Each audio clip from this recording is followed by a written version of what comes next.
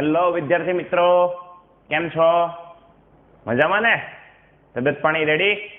Okay, ચાલો વિદ્યાર્થી મિત્રો, લાસ્ટ લેક્ચરની અંદર આપણે શું વાત કરી હતી? Yes, right. શું ભણ્યા હતા? ડાયપોલ મોમેન્ટ, દ્વિધ્રુવીય ચાકમાત્રા વિશે આપણે અભ્યાસ કર્યો હતો. બરાબર. બંધની અંદર કેવી રીતના ધ્રુવીયતા નિર્માણ થાય છે, દ્વિધ્રુવીય ચાકમાત્રા કેવી રીતના ગણવાની, અપવાદો વિશે આપણે ચર્ચા કરી હતી. આજના લેક્ચરની અંદર વિદ્યાર્થી મિત્રો આપણે એક નવા થિયરી, નવો ટોપિક ચાલુ કરવાના છીએ. પણ એ ટોપિક ભણતા પહેલા થોડું આપણે આગળનું પ્રીવિયસ જે પણ વસ્તુ ભણ્યા છીએ એ થોડું યાદ કરવું જરૂરી છે. કેમ?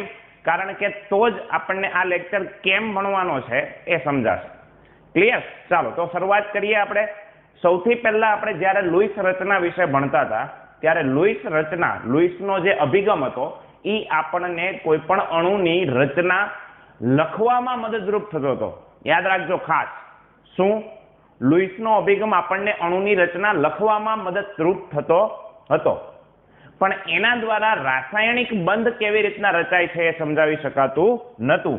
લુઈસ એવું કહેતો કે ભાઈ સમજો કે કોઈ એક પરમાણુ છે H2, તો એમની વચ્ચે એક એક ઇલેક્ટ્રોનની પાર્ટનરશિપ થાય છે. આવી રીતના આપણે એની અંદર બંધ કેવી રીતના બને છે એ લખી શકતા હતા.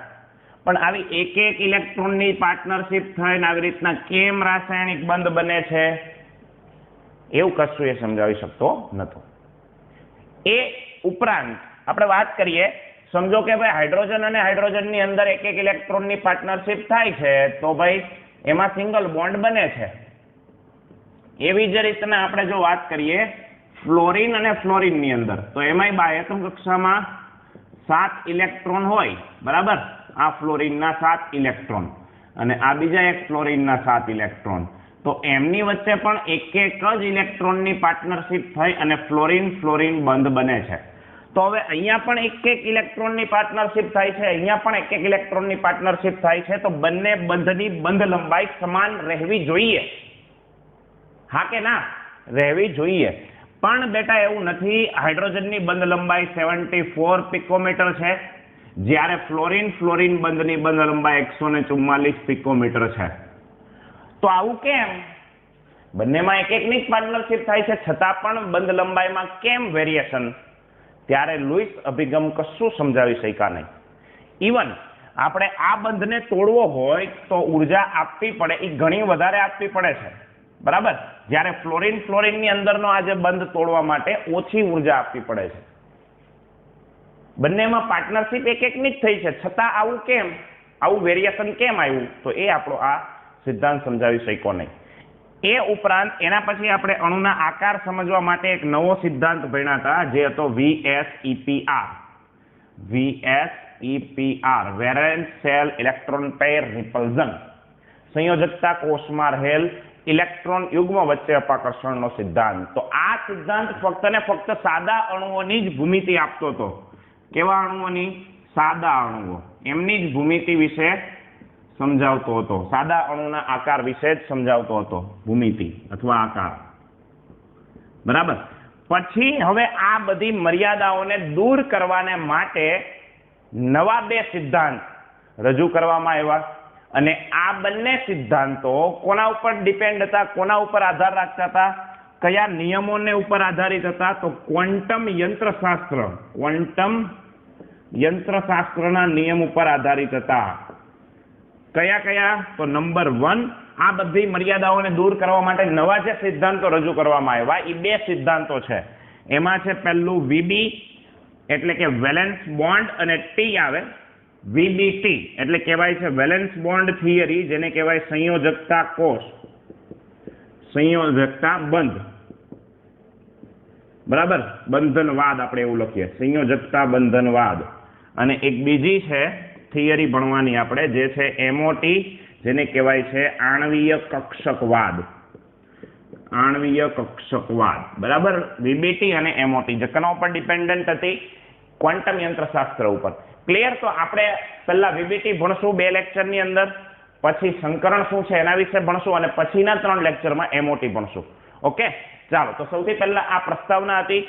હવે આપણે ચાલો VBTની શરૂઆત કરીએ. ઓકે, તો બેટા હવે વાત કરીએ છીએ આપણે સંયોજકતા બંધનવાદ શું છે, વેલેન્સ બોન્ડ થિયરી શું છે. બરાબર, કોણે એ થિયરી આપી હતી, કયા આધાર ઉપર એ નિર્માણ થઈ છે, તો આ બધી ચર્ચાઓ આપણે કરવાની છે અને આ આપણા માટે અગત્યનો એક ટોપિક છે. ક્લિયર? કેમ? કારણ કે ક્વોન્ટમ યંત્રશાસ્ત્ર ઉપર ડિપેન્ડન્ટ છે એટલા માટે. ઓકે, ચાલો તો શરૂઆત કરીએ. સૌથી પહેલી વાત એ જ આવીને ઊભી રહે કે સંયોજકતા બંધનવાદ નામની થિયરી કોણે રજૂ કરી? તો બેટા રજૂ કરનાર વૈજ્ઞાનિક છે, એમના શોધક જે છે એની આપણે પહેલા વાત કરી દઈએ. આ બંનેને તમે ઓળખો છો અને એ છે આપણા હિટલર અને લંડન. ચાલો, ઓળખતા નહીં હોય પણ મેં ખાલી એવું કીધું છે, હિટલર એટલે આપણો પહેલો હિટલર નથી. ઓકે, ચાલો. એના પછી આ થિયરી જે છે એમનો વિકાસ, સૌથી વધારે વિકાસ કરનાર વૈજ્ઞાનિક હતા આપણા પાઉલિંગ. કોણ હતા? પાઉલિંગ. આનું તો નામ તમે જાણીતું છે, બરાબર, પાઉલિંગ. તો ક્લિયર? તો શોધક કોણ છે આપણી આ થિયરીના? હિટલર અને લંડન. એમનો વિકાસ કોણે કરેલો છે? પાઉલિંગ નામના વૈજ્ઞાનિકે. આ થિયરી કઈ બાબતો ઉપર આધાર રાખે છે તો એની હવે વાત કરવાની છે કે વેલેન્સ બોન્ડ થિયરી, વીબીટી, પરમાણવીય કક્ષકોના ત્રણ વસ્તુ લખી છો, જોજો. પહેલું છે સંમિશ્રણ, શ્રાવણી હું તો સમજાવું, ધીરજ રાખો. બીજી વસ્તુ છે સંકરણ અને ત્રીજી વસ્તુ છે અને આપણે કરીને લખીએ અને અધ્યારોપણ પર આધારિત છે. ચાલો, તો વેલેન્સ બોન્ડ થિયરી છે એ કોના ઉપર આધાર રાખે? ત્રણ બાબતો ઉપર. પરમાણવીય કક્ષકોનું સંમિશ્રણ, સંકરણ અને અધ્યારોપણ. સર, પહેલો શબ્દ નથી સમજ પડતી. બીજો કદાચ નામ સાંભળ્યું છે, સંકરણ, હા સર તમે ભણાવ્યું. ત્રીજો શબ્દ અધ્યારોપણ, આ તો કોઈ દી સાંભળ્યું જ નથી, શું આવે? તો બેટા કોઈ વાંધો નહીં, તમારે અત્યારે ખાલી આ યાદ રાખવાનું છે. વોટ ઇઝ અત્યારે ખાલી આ યાદ રાખવાનું છે કે વીબીટી કોના ઉપર આધારિત છે? તો ત્રણ વસ્તુ ઉપર, સંમિશ્રણ, સંકરણ અને અધ્યારોપણ. શું છે એની ચર્ચા આપણે પર્ટિક્યુલર કરવાના જ છીએ, ત્યારે સમજાઈ જશે. ક્લિયર? અત્યારે એટલું યાદ રાખો. હું તમને કહીશ પણ ખરો કે તમે આગળ જે વસ્તુ આવી હતી એ હું અત્યારે સમજાવું છું. ઓકે, તો અત્યારે ખાલી ધ્યાનમાં રાખો. ચાલો, હવે આપણે જે સમજવાનું છે એની આપણે વાત કરીએ. આપણે એક ક્વેશ્ચન સમજવાનો છે કે વીબીટીની મદદથી H2 અણુની રચના સમજાવો. અણુની રચના સમજાવો. અને very very very very very જેટલી વાર લખવું હોય ત્યાં લખી રાખો આઈએમપી સવાલ. બરાબર? કયો વાંચવાનો પરીક્ષાની માટે? તો આ વાંચવાનો. ઓકે, આ ચેપ્ટરની અંદર આ પણ એક અગત્યનો સવાલ છે, 3 માર્ક્સની અંદર પૂછાઈ જાય. 3 માર્ક્સ. ક્લિયર થાય છે? ચાલો, ઓકે.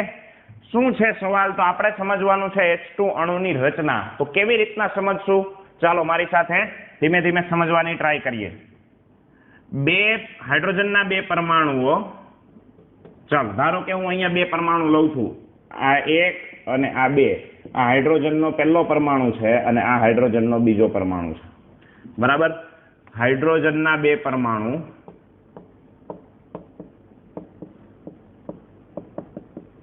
A અને B છે.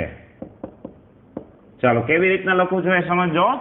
આપણે H2 અણુની રચના સમજીએ છીએ, કેવી રીતના H2 અણુ થાય, કોની મદદથી? વેલેન્સ બોન્ડ થિયરીની મદદથી. નહીં કે એક ઇલેક્ટ્રોનની પાર્ટનરશિપ કરાવીને બંધ બની ગયો, વાર્તા પતી ગઈ, પૂરું.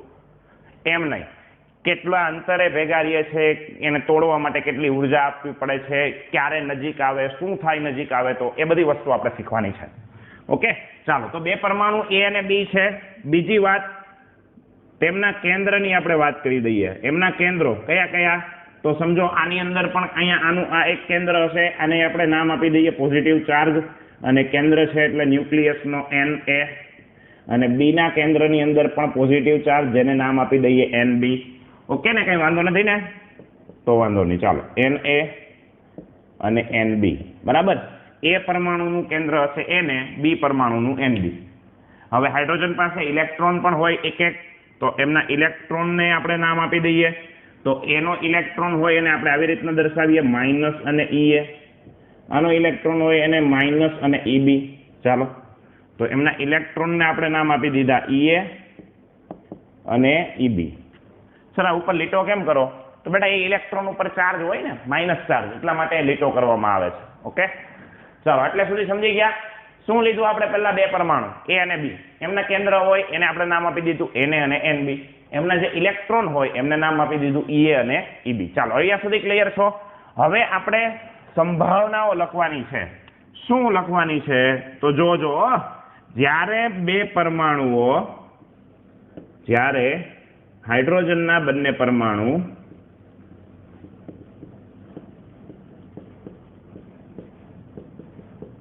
દૂર દૂર હશે ત્યારે તેમની વચ્ચે કોઈ પણ પ્રકારનું આકર્ષણ કે અપાકર્ષણ બળ લાગશે નહીં. ચાલો આટલી વાત સાચી છે અમારી. જ્યારે બે પરમાણુ, હાઇડ્રોજનના જે પરમાણુ દૂર હશે, દૂર, તો ત્યારે એમની વચ્ચે કોઈ પણ પ્રકારનું આકર્ષણ કે અપાકર્ષણ બળ લાગતું નથી. ચોપડીની અંદર એવું લખેલું છે કે ત્યારે એમની વચ્ચે કોઈ પારસ્પરિક ક્રિયા થતી નથી. તો પારસ્પરિક ક્રિયા એટલે બીજું કંઈ નથી, આકર્ષણ અને અપાકર્ષણ બળો. ક્લિયર? તો જ્યારે એ બંને દૂર હશે ત્યારે શું થશે? એમની વચ્ચે કોઈ પણ પ્રકારનું આકર્ષણ પણ નહીં હોય કે કોઈ પણ પ્રકારનું અપાકર્ષણ પણ હશે નહીં. પણ જેવા તેઓ એકબીજાની નજીક આવવાની શરૂઆત કરશે એટલે એની અંદર નવા આકર્ષણ અને અપાકર્ષણ બળો નિર્માણ થશે. તો આપણે લખી દઈએ કે જ્યારે તેઓ એકબીજાની નજીક આવશે, જ્યારે તેઓ એકબીજાની નજીક આવશે ત્યારે તેમની વચ્ચે નવા આકર્ષણ અને અપાકર્ષણ બળો નિર્માણ થશે. અપાકર્ષણ બળો નિર્માણ થશે. ચાલો ક્લિયર એટલું? જ્યારે નજીક આવશે ત્યારે નવા પ્રકારના આકર્ષણ અને નવા પ્રકારના અપાકર્ષણ બળ નિર્માણ થશે. તો કયા આકર્ષણ બળો નિર્માણ થાય, કયા અપાકર્ષણ બળો નિર્માણ થાય, તો આપણે હવે એ જ સમજવાના છીએ. ચાલો પહેલા આકર્ષણ બળોની આપણે વાત કરી દઈએ. આકર્ષણ બળો. ચાલો પહેલા કયા પ્રકારના આકર્ષણ બળ હોય તો હું સમજાવું છું. આકૃતિ is very most important in VBT. બરાબર, આકૃતિ બહુ મહત્વની છે. ફિગર તમારે દોરવું પડશે વ્યવસ્થિત રીતના, તો જ તમને આ ત્રણમાંથી સીધા અડધો માર્ક્સ આકૃતિનો જોઈએ. 3 આકૃતિઓ આવે છે. ક્લિયર? ચાલો તો કેવી રીતના દોરવાની આપણે એની વાત કરીએ. સૌથી પહેલા સમજો, આ આપણું એક પરમાણુ જે છે એનું ન્યુક્લિયસ છે Na. ઓકે, આપણે આને થોડું નાનું દોરીએ એટલે થોડુંક સમાઈ જાય વ્યવસ્થિત રીતના. આ છે આપણું ન્યુક્લિયસ Na. એનો એક ઇલેક્ટ્રોન હું અહીંયા લખું છું. આ છે નેગેટિવ અને આ છે આપણો Ea. અને આ બંને વચ્ચે એટ્રેક્શન હોવાનું કે નહીં? હોવાનું ને, કેમ કે એનું જ કેન્દ્ર ને એનો જ ઇલેક્ટ્રોન, તો એટ્રેક્શન તો હોવાનું જ. ઓકે, ચાલો બીજી વાત કરીએ. સમજો કે અહીંયા આપણો આ બીજું એક કેન્દ્ર છે જેને આપણે નામ આપેલું છે Nb, અને આ એનો એક ઇલેક્ટ્રોન છે જેને આપણે કહી દઈએ Eb. તો આ બંને વચ્ચે પણ આકર્ષણ હોવાનું. બરાબર, આ અહીંયા પણ આકર્ષણ હોવાનું. ચાલો અહીંયા સુધી ક્લિયર થઈ ગયું. આ બંને વચ્ચે જૂના આકર્ષણ બળો છે. તો જૂના આકર્ષણ બળો કયા છે? જૂના કયા? તો કે ભાઈ Na Ea અને બીજું કયું? Nb Eb. આ આકર્ષણ બળો છે જૂના, જે પહેલેથી હતા. જ્યારે એ દૂર હતા ત્યારની વાત કરું છું. દૂર હશે પરમાણુ. સમજો આ એક પરમાણુ છે તો આની પાસે એનું કેન્દ્ર હોય ને એનો ઇલેક્ટ્રોન હોય. આ પરમાણુ છે તો એની પાસે એનું કેન્દ્ર પણ હોય ને એનો ઇલેક્ટ્રોન પણ હોય. પણ અત્યારે દૂર છે તો અત્યારે આકર્ષણ બળ કયા આવશે? તો કે ભાઈ એને જે એનું કેન્દ્ર છે એના ઇલેક્ટ્રોનને પકડી રાખશે. પણ જેવા નજીક આવશે એટલે નવા આકર્ષણ બળો નિર્માણ થાય. અને એ કયા છે? તો જો આ નેગેટિવ ચાર્જ અને આ પોઝિટિવ ચાર્જ. એક પરમાણુનો ઇલેક્ટ્રોન બીજા પરમાણુના ન્યુક્લિયસ પ્રત્યે આકર્ષાય છે. ફરીથી આ એ પરમાણુનો ઇલેક્ટ્રોન બી પરમાણુના ન્યુક્લિયસ તરફ આકર્ષાય છે એટલે અહીંયા એક નવા પ્રકારનું બળ ઉત્પન્ન થાય છે. બરાબર, નવા પ્રકારનું બળ, આકર્ષણ બળ લાગે છે. એવી જ રીતના બી પરમાણુનો આ ઇલેક્ટ્રોન એ પરમાણુના કેન્દ્ર પ્રત્યે આકર્ષાય છે. સમજાય છે? તો આ બંને બળો કયા છે? નવા. કયા નવા બળ કયા આવ્યા? નવા આકર્ષણ બળો. તમારે જો આ તમારે આખું વ્યવસ્થિત લખવાનું. મેં ખાલી એમને લખી દીધું છે, તમે એમને નહીં લખતા, પેમ્પલેટમાંથી વાંચીને લખજો સરખી રીતે.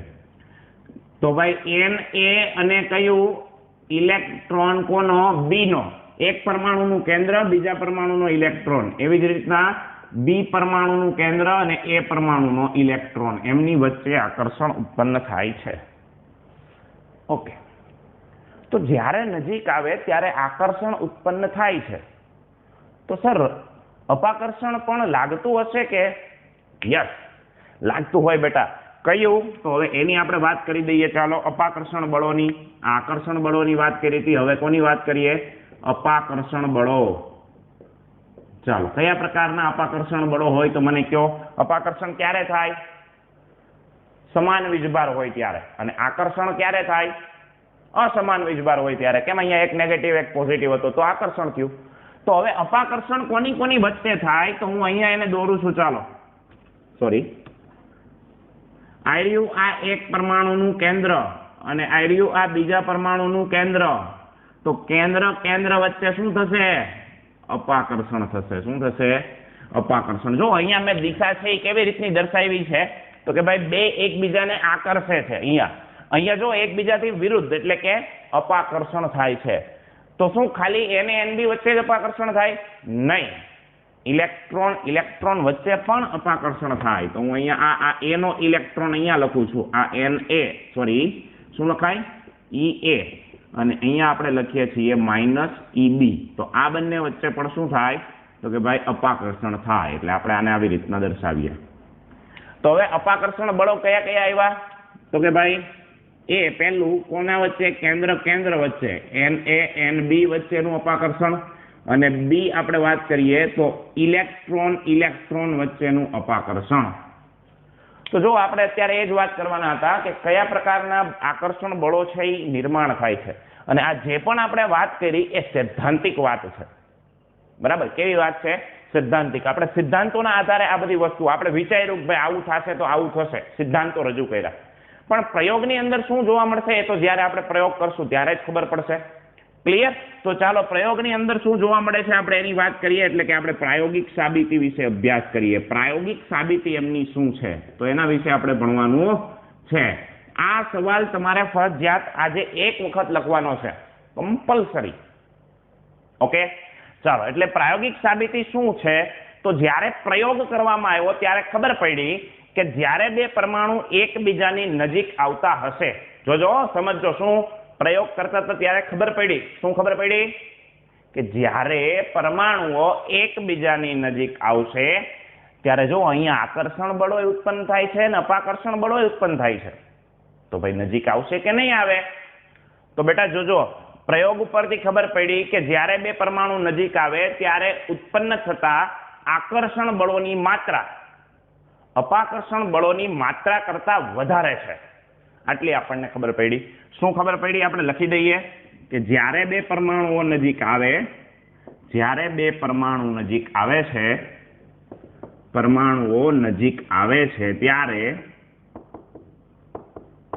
ઉત્પન્ન થતા નવા આકર્ષણ બળોની માત્રા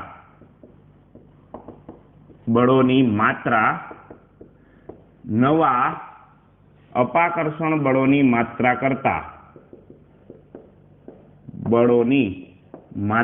કરતા વધુ છે. ચાલો, તો હવે હું વધારે છે જો તો મેં લીટી લખી એના ઉપરથી. તો કે ભાઈ નવા આકર્ષણ બળોની માત્રા નવા અપાકર્ષણ બળ કરતા વધારે છે. એનો મતલબ આકર્ષણની માત્રા વધારે છે. તો એનો મતલબ એવો શું થશે? નજીક આવશે. અને જ્યારે એ નજીક આવે ત્યારે એમની સ્થિતિ ઉર્જામાં ઘટાડો થાય છે. એનો મતલબ એવો છે કે જ્યારે નજીક આવશે ત્યારે ઉર્જા મુક્ત કરશે. શું કરશે? મુક્ત. એટલે નજીક માત્રા કરતા વધુ હોય છે. તેથી બંને પરમાણુ નજીક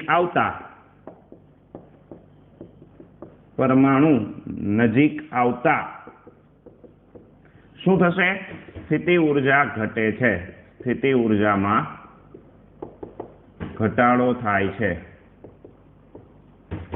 બરાબર છે? સ્થિતિ ઉર્જામાં શું થશે? ઘટાડો થશે. હવે આ બંને ક્યાં સુધી નજીક આવશે એ પ્રશ્ન આવીને ઉભો રહ્યો. સર તમે કીધું આકર્ષણ બળોની માત્રા વધારે છે, બરાબર, ચાલો સમજી ગયા અમે. આકર્ષણ બળ વધારે છે એટલે યસ રાઈટ, નજીક તો આવશે. ઓકે ચાલો એટલું સમજી ગયા સર. પણ સર કેટલા નજીક આવે એ સમજાવો. રાઈટ, ચાલો આપણે એ સમજીએ. તો બેટા આ કેટલા નજીક આવશે જોજો. કેટલા નજીક આવે તો કે જ્યારે નજીક આવતા હોય ત્યારે એટલા અંતરે આવીને ઊભા રહેશે કે જ્યારે આકર્ષણ બળોની માત્રા અને અપાકર્ષણ બળોની માત્રા બંને સંતુલિત થઈ જાય. એટલે આકર્ષણ બળ અને અપાકર્ષણ બળ બંને સંતુલિત થઈ જાય ત્યારે એ ત્યાં આવીને અટકી જશે, ત્યાંથી આગળ આવી શકશે નહીં. ઓકે, તો ક્યાં સુધી એ નજીક આવશે? તો જ્યાં સુધી આકર્ષણ બળો અને અપાકર્ષણ બળો સમતોલિત થશે ત્યાં સુધી બંને પરમાણુ નજીક આવશે. અને જ્યારે એ બંને પરમાણુઓ વચ્ચેનું આકર્ષણ બળ અને અપાકર્ષણ બળ સંતુલિત થઈ જશે ત્યારે પ્રણાલી જે હશે, એટલે કે હવે હાઇડ્રોજન એકલો નથી, બે સાથે છે, તો ત્યારે જે પ્રણાલી હશે એ પ્રણાલી પોતાની ઉર્જા શું કરશે? મુક્ત કરશે, ઓછી કરશે. શું કરશે? ઓછી કરવાનો મતલબ છે ઉર્જા મુક્ત કરવી. ત્યારે પ્રણાલી નજીક આવશે ત્યારે પ્રણાલી એટલે શું થાય? H2 નો અણુ હવે કહેવાય પ્રણાલી ઉર્જા.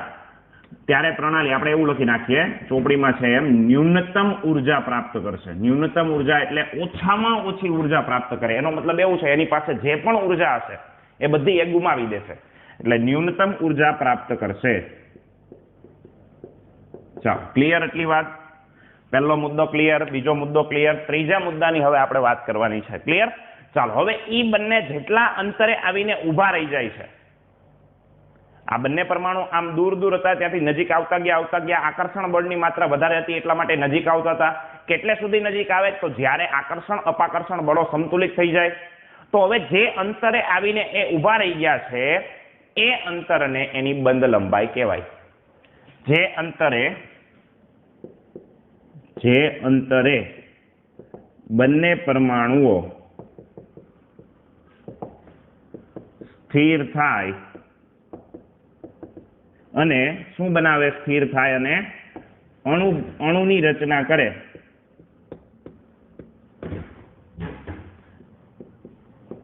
તે અંતરને શું કહેવાય છે? બંધ લંબાઈ કહે છે. બરાબર? અને હાઇડ્રોજનની આપણે વાત કરીએ છીએ તો હાઇડ્રોજન માટે બંધ લંબાઈ છે 74 પાઇકોમીટર. કેટલી છે? 74 પાઇકોમીટર અથવા પિકોમીટર. ક્લિયર થાય છે? શું વાત છે? તો બંને પરમાણુ જ્યારે જો આ બે અત્યારે એકલા હતા, લગ્ન નહોતા થયા એવી આપણે વાત કરીએ. જ્યારે એ બે નજીક આવ્યા એટલે બેને લગ્ન થઈ ગયા એટલે એકલો ન કહેવાય, અણુ કહેવાય, બે ભેગા કહેવાય, બે માણસ કહેવાય. તો એવી જ રીતનું આમાં છે, જ્યારે બે પરમાણુ સ્થિર થઈ જાય, બેની જોડામેળ જામી જાય એટલે એ અણુની રચના કરે. અને એ કેટલા અંતરે આઘા ઉભા રહીએ? તો કે ભાઈ 74 પાઇકોમીટર અંતર હોય. બરાબર? અને એને કહેવાય આપણી બંધ લંબાઈ. સમજાય છે? ચાલો હવે એક ગ્રાફ દ્વારા આપણે સમજવાનું છે. વેરી મોસ્ટ ઇમ્પોર્ટન્ટ ગ્રાફ છે. ઓકે, હું ગ્રાફ દ્વારા તમને સમજાવું છું. અહીંયા જગ્યા નથી એટલે અહીંયા સમજાવવાની ટ્રાય કરીશ. ચાલો જોજો કેવી રીતનો ગ્રાફ થાય છે.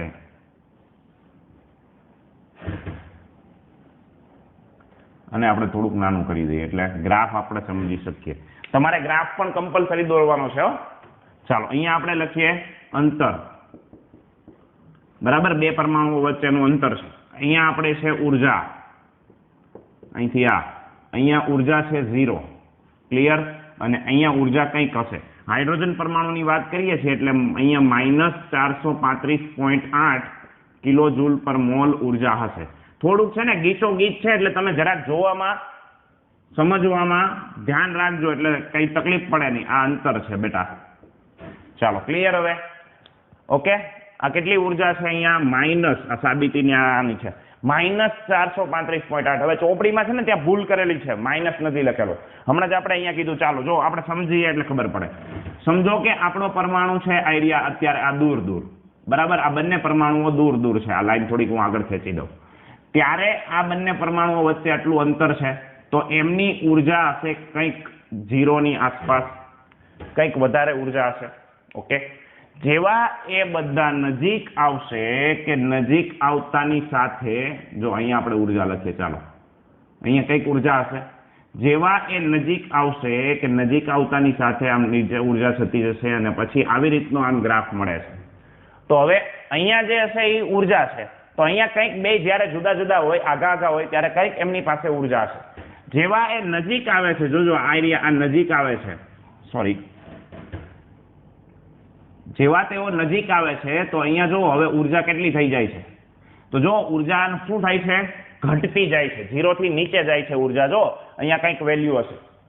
હવે એક્ઝેક્ટ જે અહીંયા એના આકર્ષણ બળો અને અપાકર્ષણ બળો સંતુલિત થઈ જાય એટલે કે એ અણુની રચના બનાવે ત્યારે એ આવી રીતના હશે અને ત્યારે ઉર્જા હશે કેટલી, -435.8. અને આ માઇનસનો અર્થ એવો છે બેટા કે ઉર્જા મુક્ત થાય છે.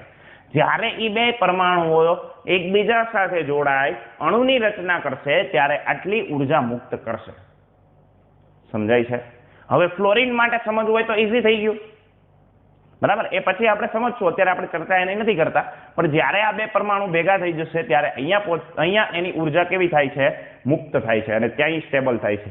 હવે જો અહીંયાથી ગ્રાફ સીધો આમ ઉપર ચડવા માંડો, એનો મતલબ એવો છે હવે તમે આ ડિસ્ટન્સથી હજી વધારે એને અંદર દબાવશો તો અંદર દબાવતા અપાકર્ષણ બળોની માત્રા એટલી બધી વધી જાય છે કે અણુ સ્થિર રહી શકશે નહીં. એ અણુ સ્થિર રહી શકે નહીં. ક્લિયર થાય છે? એટલે ઉર્જામાં જો વધારો થતો જાય છે. એટલે આ graph is very very very most important. Okay, ચાલો ક્લિયર, એટલું સમજી ગયા. હવે આપણે લખી શકીએ કે ભાઈ આ ઉર્જા છે. હવે અહીંયા જ્યારે એ બંને ભેગા થાય છે ત્યારે કેટલી ઉર્જા મુક્ત કરે છે, 435.8 કિલોજૂલ પર મોલ, જેને એની બંધ એન્થાલ્પી કહેવાય, બરાબર. જ્યારે બંને પરમાણુ જોડાય, અણુ બનાવે ત્યારે 435.8 કિલોજૂલ પર મોલ ઉર્જા મુક્ત કરે છે,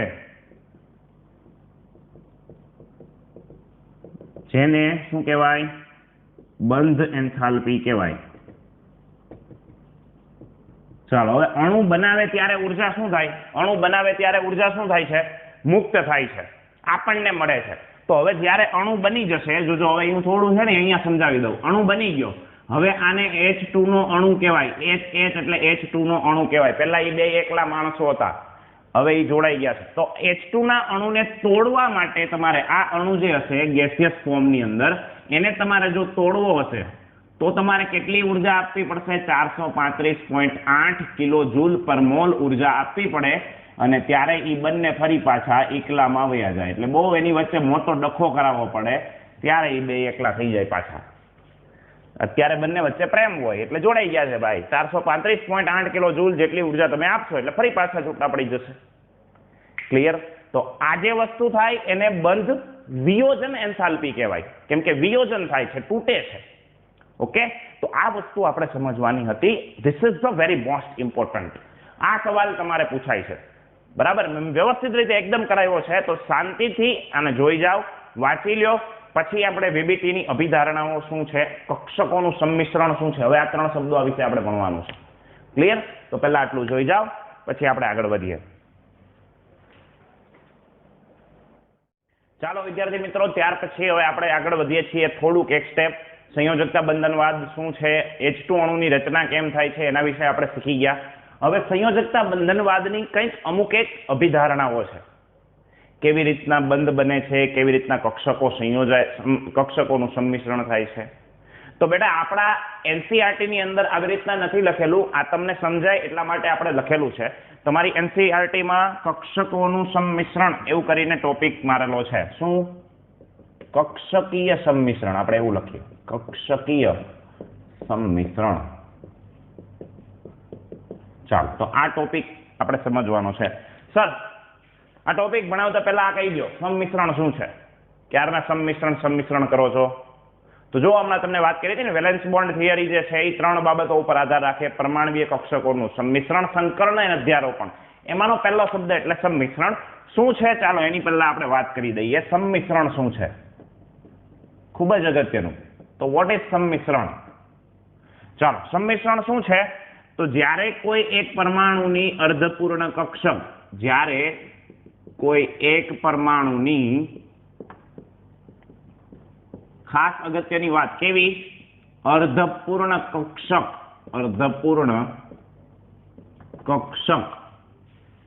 બીજા પરમાણુની, એ કેવી? તો કે અર્ધપૂર્ણ કક્ષક સાથે, ચાલો જો શું, કોઈ એક પરમાણુની અર્ધપૂર્ણ કક્ષક બીજા પરમાણુની અર્ધપૂર્ણ કક્ષક સાથે મિશ્રિત થાય તેને સંમિશ્રણ કહેવાય. શું કહેવાય? સંમિશ્રણ કહે છે.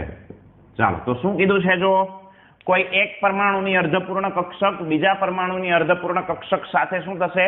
મિશ્રિત થતી હોય તેને સંમિશ્રણ તરીકે ઓળખવામાં આવે. અને જ્યારે પરમાણવીય કક્ષકોનું સંમિશ્રણ થાય ત્યારે સહસંયોજક બંધ રચાય. શું થાય? ત્યારે સહસંયોજક બંધ રચાય.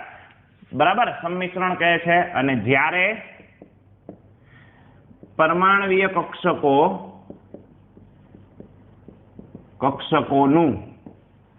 સંમિશ્રણ થાય ત્યારે શું થાય? સંમિશ્રણ થાય ત્યારે યસ, સહસંયોજક બંધ રચાય છે.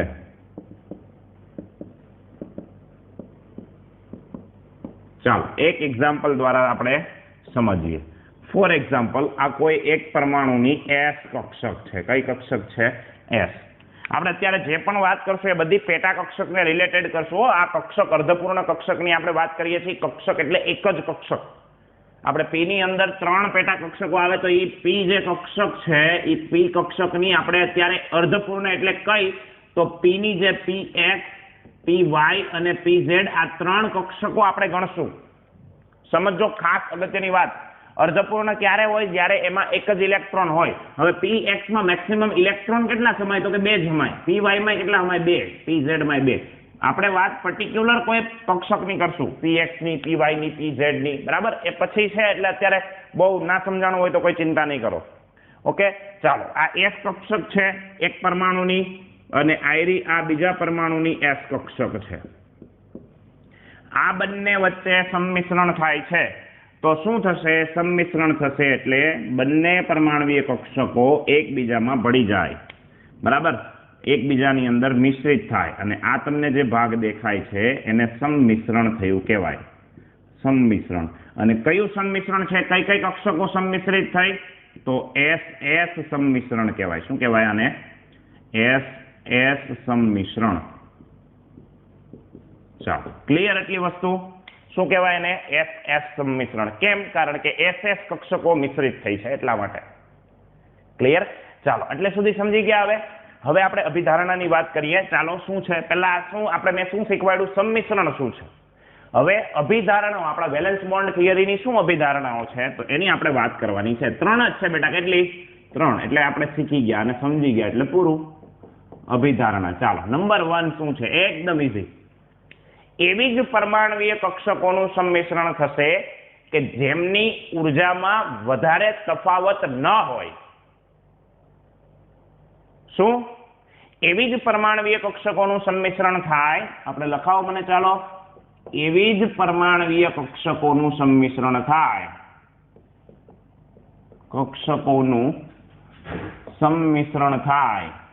જો આપણને અહીંયા સંમિશ્રણ થયું તો આપણને એવો પ્રશ્ન થાય, સર એસ કક્ષકનું સંમિશ્રણ થઈ ગયું.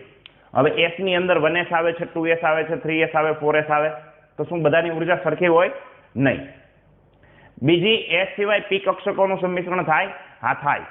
બરાબર, એસ અને પી કક્ષકો પણ એકબીજામાં સંમિશ્રિત થાય.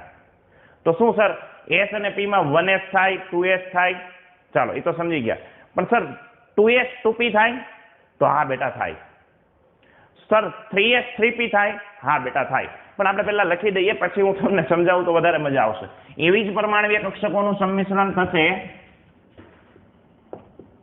કે જેમની વચ્ચે ઊર્જાનો તફાવત ઓછો હોય. એટલે એમની ઊર્જા છે એ બેયની ઊર્જાનો તફાવત તમે કાઢો તો એ ઓછો આવવો જોઈએ. તો સમજો S સંમિશ્રણ થઈ શકે, 1s સંમિશ્રણ થાય? હા થાય. સર 2s અને 2p નું સંમિશ્રણ થાય? તો હા થાય. પછી સર 3s3p નું થાય? હા થાય બેટા, આ બધાની ઊર્જા સરખી હોય. સર 2s અને 3p નું થાય? 2s3p નું થાય નહીં. તો ખાસ યાદ રાખજો, એવી જ કક્ષકોનું સંમિશ્રણ થશે કે જેમની ઊર્જા વચ્ચે તફાવત કેવો હોય? ઓછો હોય. ક્લિયર? 2s અને 3p વચ્ચે તમે ઊર્જાનો તફાવત કાઢો તો એ વધારે આવે છે, અને એટલા માટે વધારે ઊર્જાનો તફાવત આવતો હોય તો સંમિશ્રણ પોસિબલ નથી. ક્લિયર? એટલી વસ્તુ આ સમજી ગયા? પહેલી અભિધારણા પૂરી. ચાલો બીજી અભિધારણાની વાત કરીએ. નંબર 2. શું? તો પરમાણવીય કક્ષકોમાં જે કક્ષકોનું સંમિશ્રણ થતું હોય,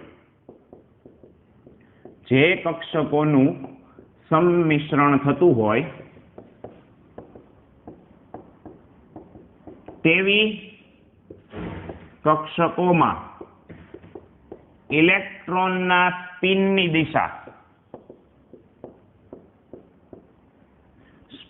દિશા પરસ્પર વિરોધી હોવી જોઈએ.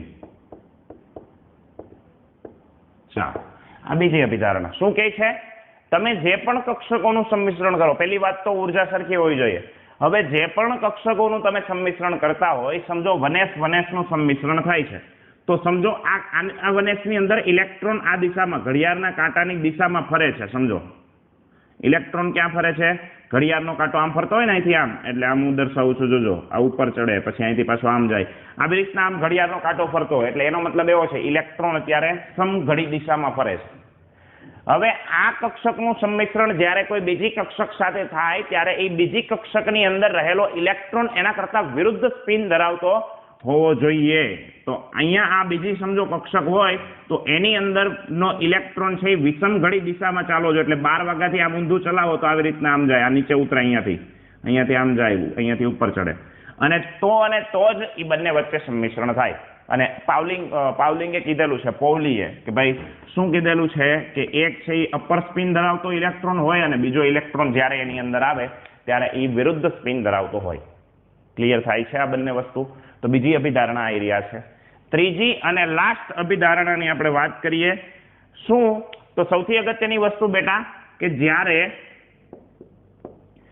આપણે એવું લખીએ, કક્ષકોનું સંમિશ્રણ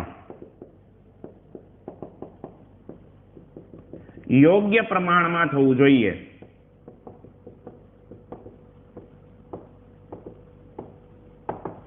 હવે અગત્યની વસ્તુ, જેટલું વધારે સંમિશ્રણ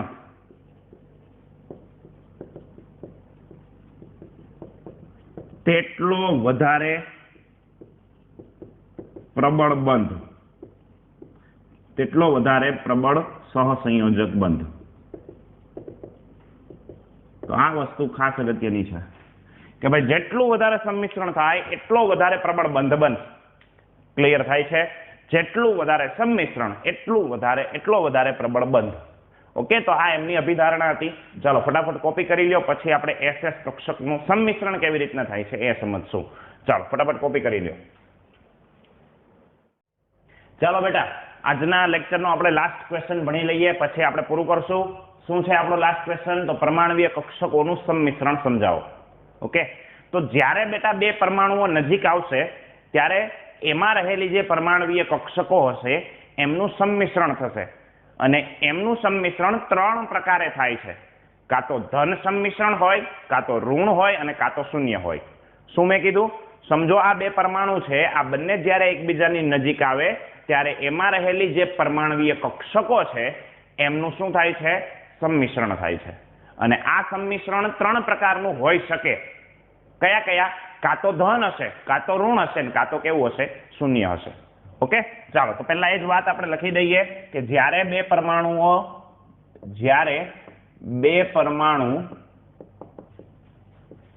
પરમાણુઓ એકબીજાની નજીક આવે છે, નજીક આવી બંધ બનાવે ત્યારે, આપણે એવું લખીએ, બંધ બનાવે, નજીક આવી બંધ બનાવે ત્યારે થતું પરમાણવીય કક્ષકોનું સંમિશ્રણ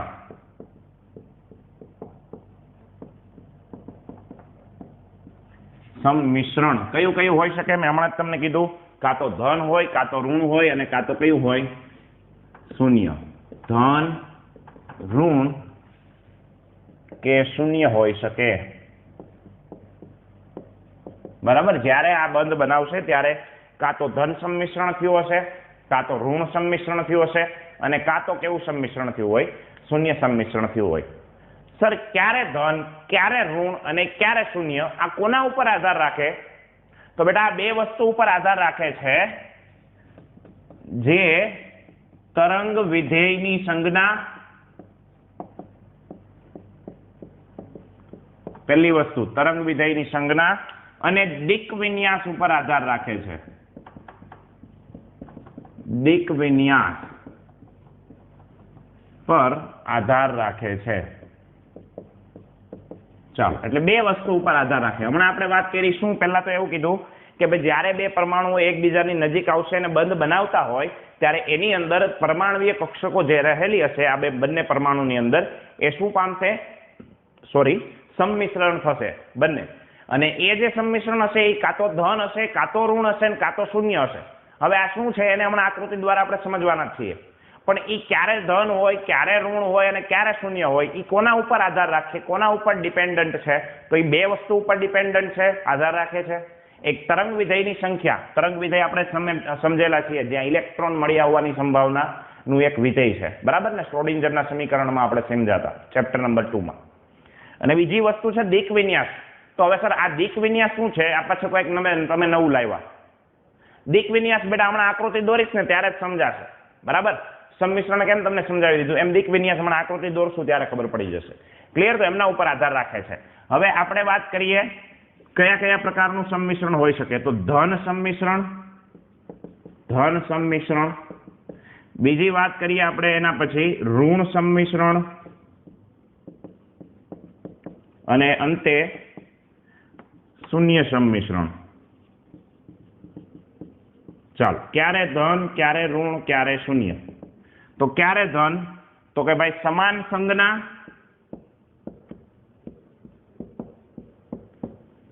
અને સમાન દિક વિન્યાસ. ચાલો, આનો કહેવાનો મતલબ એવો છે કે જ્યારે કોઈ પરમાણવીય કક્ષકોની સંજ્ઞા સમાન હોય અને એમનો દિક વિન્યાસ પણ સમાન હોય ત્યારે જે સંમિશ્રણ થાય, ત્યારે જે બે કક્ષકો ભેગી થઈને બંધ બનાવે ત્યારે એ સંમિશ્રણને ધન સંમિશ્રણ કહેવાય. હવે આવું ક્યારે હોય તો આપણે એ સમજીએ. ચાલો, ધન સંમિશ્રણ ક્યારે ક્યારે થાય? બરાબર, અહીંયા આપણે ઉદાહરણ લઈએ. ધન સંમિશ્રણ. પહેલા મને એ એકવાર જણાવી દો કે એસ કક્ષકનો આકાર કેવો હોય? અહીંયા આટલામાં આપણે લખી નાખીએ. એસ કક્ષક કેવી હોય? તો ગોળાકાર. પી કક્ષક કેવી હોય? પી કક્ષક તો ભાઈ ડમ્બેલ આકારની. કેવી હોય? આવી ડમ્બેલ. બરાબર ને? એને લોબ પણ કહેવાય. શું કહેવાય? લોબ. પેલા આવે ને ડમ્બેલ, લોબ આકારની કહેવાય. ચાલો, તો હવે ધન સંમિશ્રણ ક્યારે થાય સમજો.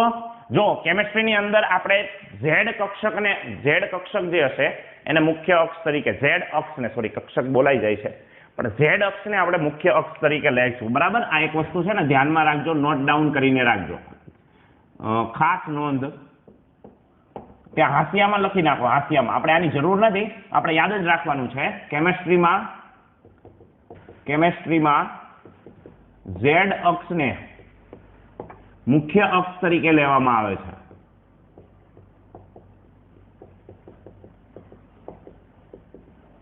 અને આ પાછળ જતા તમને કામ લાગવાનું છે એટલા માટે. ક્લિયર?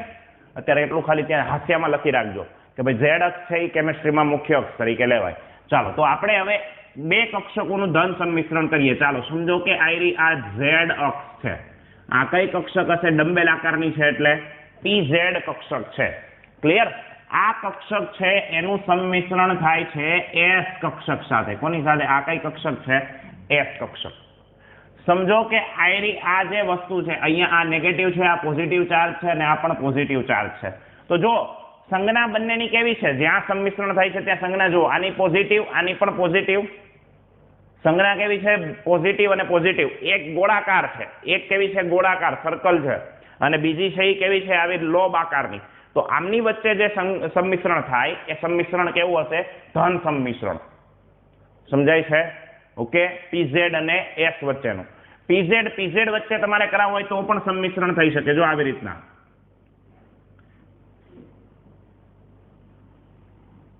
બરાબર. આ ધન અને અહીંયા પણ આ ધન અને બે બાજુ છેડે ઋણ. તો આ PZ વચ્ચેનું સંમિશ્રણ છે. કઈ કક્ષકો વચ્ચેનું? PZ. તો હવે સમજાય છે દિક વિન્યાસ સરખો હોવો જોઈએ. કાં તો તમે કોનું સંમિશ્રણ કરાવી શકો તો કે ભાઈ આ Z અક્ષ છે બરાબર. Z અક્ષ હંમેશા આમ લેવાની, આમ આ Z અક્ષ આડી. X અક્ષને લેવી હોય તો આપણે આમ ઊભી લઈએ છીએ. ઊભી અક્ષ કઈ લઈએ છીએ? X. તો જો આ આડી છે એ આપણી Z અક્ષ છે બધાની અંદર. જો અહીંયા પણ આ આડી જે અક્ષ હશે અહીંયાથી આમ આ Z અક્ષ હશે. અહીંયા પણ આ આડી જે હશે એ Z અક્ષ હશે. અહીંયા આડી છે એ Z અક્ષ છે બરાબર. પણ અહીંયા થોડું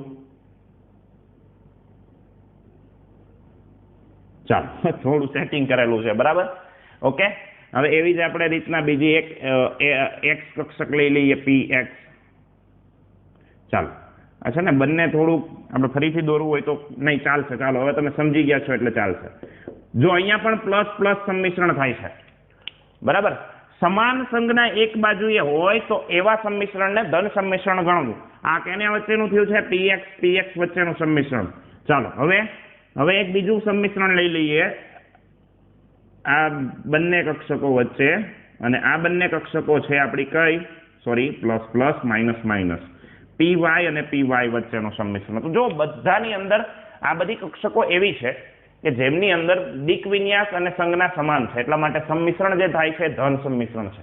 સમાન સંજ્ઞા અને સમાન દિક વિન્યાસ. હવે ઘણા બધા વિદ્યાર્થીઓના મનમાં પ્રશ્ન થાય છે, એ સોલ્વ કરી દઈએ. સર પ્લસ થોડા ભેગા થાય? અત્યાર સુધી તમે એવું ભણાવતા હતા કે પ્લસ વચ્ચે અપાકર્ષણ થાય. આ ક્યાંથી તમે નવું લાવ્યા બેટા?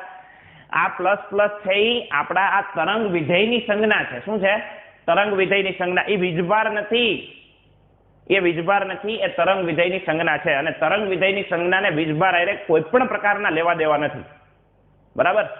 એટલે ખાસ ત્યાં લખી રાખો, નકર તમે પાછા હટવાશો બરાબર. શું લખી રાખવાનું? તો અહીં સંજ્ઞા એ અહીં તરંગ વિધેયની સંજ્ઞા એવું લખે. અહીં તરંગ વિધેય સંજ્ઞા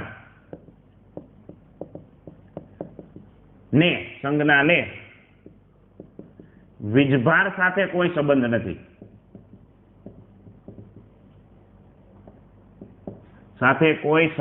નથી. એટલે બહુ વિચારવાનું નહીં આ ક્યાંથી આવ્યું, આવું કેમ થયું, પ્લસ થોડા જોડાય ક્યાંય. ચાલો એટલે ક્લિયર. આ વીજભાર નથી, એ તરંગ વિધેયની સંજ્ઞા છે. ઓકે. ચાલો હવે વાત કરીએ ધન સંમિશ્રણ પછી કયાની? ઋણ સંમિશ્રણ. ચાલો તો પહેલું જ ઉદાહરણ લઈ લઈએ. આપણી આ બાજુ આપણે પ્લસ અને આ બાજુ માઇનસ રાખીએ. S કક્ષક છે એ કાં તો પ્લસ હોય ને કાં તો માઇનસ હોય. હવે ક્યારે પ્લસ ક્યારે માઇનસ લેવી? તો જો સમજો તમારે અહીંયા માઇનસ જોડવું છે અહીંયા, તો S કક્ષકને પ્લસ લેવાની. સમજો કે તમારે અહીંયા પ્લસ રાખવું છે તો S કક્ષકને કેવી લેવાની? નેગેટિવ. પૂરું. ક્લિયર? ચાલો હવે PZ વચ્ચે મને સંમિશ્રણ કરાવો. અહીંયા માઇનસ. જો બંને અલગ, એક માઇનસ એક પ્લસ બરાબર ને. ઋણ સંમિશ્રણ ક્યારે થાય? તો જો વિરુદ્ધ સંજ્ઞા, સમાનની જગ્યાએ અહીંયા શું આવી જશે? વિરુદ્ધ સંજ્ઞા. પણ દિક વિન્યાસ કેવો હોય? સમાન. દિક વિન્યાસ હજી નથી ખબર આપણને શું છે, તમે સમજી નથી ગયા, સમજાવવાનું મારે બાકી છે. સમાન દિક વિન્યાસ. ચાલો આપણે પછી હજી એક એના પછીની કક્ષકોનું સંમિશ્રણ લઈ લઈએ. X ચાલો અહીંયા પ્લસ માઇનસ, માઇનસ અને પ્લસ, બરાબર, વિરુદ્ધ સંજ્ઞા થઈ ગઈ.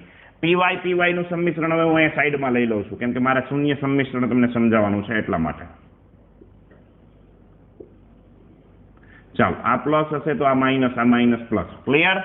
ચાલો એટલે આ કયું સંમિશ્રણ છે? px, અહીંયા py અને અહીંયા pz અને s, અહીંયા pz. ચાલો ક્લિયર? આટલી વસ્તુ સમજી ગયા? આમાં ડી કક્ષક કે એફ કક્ષક સમજવાની આવતી નથી, આપણા સિલેબસ બહારની વસ્તુ છે. વેલેન્સ બોન્ડ થિયરી સમજવી હોય તો એ જ્યાં સુધી તમે કેમેસ્ટ્રી સાથે જોડાયેલા રહેશો, જ્યાં સુધી કેમિકલ બોન્ડિંગ નામની વસ્તુ તમારે આવશે ત્યાં આવીને ઊભું રહેશે, બરાબર. અને જેટલા તમે વધારે આગળ અભ્યાસ કરશો એટલા ડીપમાં અંદર જતા જશો. અત્યારે આપણે એસ અને પી કક્ષકની જ વાત કરીએ છીએ. ચાલો ક્લિયર આટલી વસ્તુ? હવે શૂન્ય સંમિશ્રણ ક્યારે થાય? તો વિરુદ્ધ, જ્યારે જુદો દિક વિન્યાસ હોય, જુદા જુદા અથવા અસમાન દિક વિન્યાસ. કેવો? અસમાન દિક વિન્યાસ. હવે અસમાન દિક વિન્યાસ શું છે? હવે દિક વિન્યાસ શું છે એ સમજાશે, જોજો. હવે ઘણા બધાના મનમાં એવો પ્રશ્ન થતો હશે, સર તમે એક પીઝેડ ની જ એસ કક્ષક સાથે શું કરી છે? એ પીઝેડ કક્ષક અને એસ કક્ષકને જ સંમિશ્રિત કરી છે. સર પીએક્સ ને એસ ને કેમ ન કરી? કરીએ બેટા, ચાલો. તમે કયો ને હું ન કરું એવું બને? ચાલો આ એસ કક્ષક, આ કઈ કક્ષક? પીએક્સ કક્ષક. હવે હું એમાં એસ કક્ષકનું સંમિશ્રણ કરાવું તો જો આ સંમિશ્રિત ક્યાં થાય છે? આ બંને જે લોબ મળે છે ને ત્યાં, જો આ ભાગમાં ક્યાં સંમિશ્રિત થાય છે? આ ભાગમાં. અને આ ભાગમાં તમે ભણીને આવ્યા છો ચેપ્ટર નંબર 2 માં કે અહીંયા ઇલેક્ટ્રોન મળી આવવાની સંભાવના 0 હોય, અહીંયા ઇલેક્ટ્રોન મળતો નથી. અને એટલા માટે આ બંને જે કક્ષકો છે એમનો દિક વિન્યાસ, એમની જે રચના છે, એમની ગોઠવણી અવકાશની અંદર એ ડિફરન્ટ છે. અને એટલા માટે બંને કક્ષકો વચ્ચેનું જે સંમિશ્રણ છે એ સંમિશ્રણને આપણે કહીએ છીએ શૂન્ય સંમિશ્રણ. ક્લિયર આટલી વસ્તુ? એટલે આને દિક વિન્યાસ કહેવાય. જો આ બધા એક સરખા છે, પીઝેડ છે તો એ આવી રીતના આમ હશે તો એ એસ કક્ષકની અંદર ઘૂસી જશે, બરાબર. આડી છે, આડી પીએક્સ કક્ષક છે ને આપણે આડી લઈએ છીએ આમ, એટલા માટે શું થશે? ઓલા પેલા ગોળાકાર કક્ષકની અંદર એ ઘૂસી જશે, બરાબર. હવે આપણે ખીલી કેમ મારતા હોય એની જેમ ઘૂસી જશે. પણ અહીંયા કેવું થાય છે કે આપણે ખીલી મારવાની છે, પણ એ ખીલી અહીંયા સારો, ધારો કે દિવાલ છે, આ દિવાલની અંદર મારે આમ ખીલી મારવી હશે તો હું મારી શકીશ, પણ હું આમ ખીલી મારવી હોય તો મારી શકું નહીં. તો એવું જ અહીંયા છે. અહીંયા જો જે થાય છે એ સમાન દિક વિન્યાસ છે, એટલા માટે બંને કક્ષકો એકબીજામાં સંમિશ્રિત થાય છે. અહીંયા સમાન દિક વિન્યાસ નથી, એટલા માટે શું થાય છે? કક્ષકો સંમિશ્રિત થતી નથી. પછી ભલે ચાર્જ કોઈ પણ હોય તો પીએક્સ અને એસ કક્ષકનું સંમિશ્રણ થાય નહીં.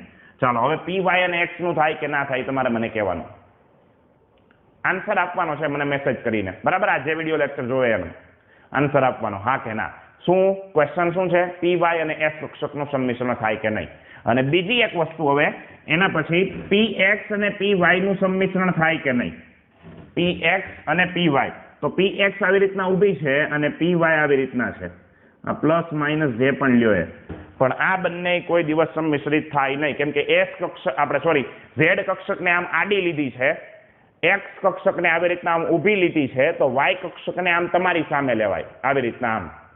તો હવે એક્સ કક્ષક કેવી છે? આપણે એક્સ અને વાય ની વાત કરીએ, એક્સ ઊભી છે આમ અને વાય છે એ કેવી છે? આડી છે. તો આ બંને સંમિશ્રિત થઈ શકે નહીં, કારણ કે એ બંનેનો દિક વિન્યાસ અલગ કહેવાય. ક્લિયર? ઓકે, ચાલો પહેલા કોપી કરી લ્યો, સ્ક્રીનશોટ લઈ લો, પછી આપણે પૂરું કરીએ. ચાલો લેવાઈ ગયો? ઓકે બેટા, તો અહીંયા આપણે આ લેક્ચરને પૂરો કરીએ છીએ. નેક્સ્ટ લેક્ચરની અંદર આપણે હમણાં જ કીધું કે જ્યારે સંમિશ્રણ થશે ત્યારે શું બને છે? જો અહીંયા જ આપણે વાત કરી, નજીક આવીને શું બને? બંધ બનાવે. એટલે ત્યારે શું થતું હોય? પરમાણવીય કક્ષકોનું સંમિશ્રણ થતું હોય. તો હવે નેક્સ્ટ આપણે જ્યારે વાત કરશું ત્યારે સિગ્મા બંધ શું છે અને પાઈ બંધ શું છે એના વિશે ચર્ચા કરવાની છે. તો ત્યાં સુધી મસ્ત રહો, હેલ્ધી રહ્યો અને આપણા લેક્ચર છે એ જોતા રહ્યો. Thank you very much.